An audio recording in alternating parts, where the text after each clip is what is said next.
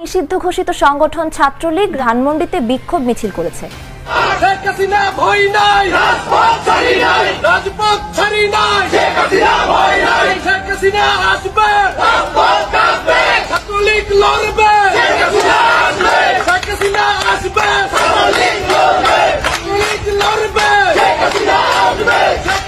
অবশেষে বঙ্গবন্ধু ধানমন্ডির ৩২ নম্বর বাড়ি ভাঙচুর এমনকি লুটপাটের প্রতিবাদে সারা দেশ জুড়ে চলছে আওয়ামী লীগ এমনকি ছাত্রলীগের বিক্ষোভ মিছিল ও আন্দোলন।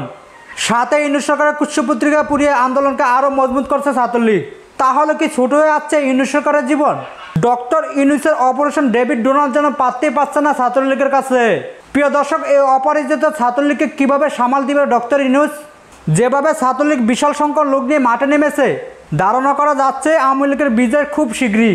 ডক্টর ইউনূসের যেভাবে কুৎসরিকা পুড়িয়ে ছাত্রলীগের নেতাকর্মীরা আন্দোলন করছে, সাধারণ জনগণ ডক্টর ইউনূসের প্রতি আস্থা হারিয়ে ফেলেছে। 5 আগস্ট সাবেক প্রধানমন্ত্রী শেখ হাসিনা দেশ ত্যাগ করলে আওয়ামী লীগকে অনেকটা গা ঢেকে থাকতে দেখা গিয়েছে, কিন্তু অল্প কিছুদিনের ব্যবধানে আওয়ামী লীগ যেন আবারও পূর্ণরূপে ফিরে এসেছে। তাই তো বাংলাদেশের যে কোনো প্রান্তে যে কোনো সময়ে যে কোনো কারণে ছাত্রলীগ এমনকি আওয়ামী লীগের বিশাল বিশাল বিক্ষোভ মিছিল এমনকি আন্দোলন। ডক্টর ইউনূসের প্রশাসন ছাত্রলীগ এমনকি আওয়ামী লীগকে সামাল দিতে হিমশিম খাচ্ছে, এমনকি ডক্টর ইউনূসের প্রশাসনকে কোনোভাবে পাত্তা দিচ্ছে না ছাত্রলীগ এমনকি আওয়ামী লীগ। তাদের প্রিয়নেত্রী শেখ হাসিনাকে দেশে ফেরানোর জন্য এদের আহ্বান। যে কোনো কিছুর বিনিময়ে তাদের প্রিয়নেত্রী শেখ হাসিনাকে দেশে ফেরাতে চান এরা।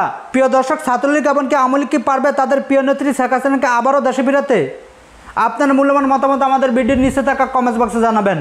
সকলে ভালো থাকবেন, সুস্থ থাকবেন। আল্লাহ হাফেজ। আসসালামু আলাইকুম রহমতুল্লাহি ওয়া বারাকাতুহু।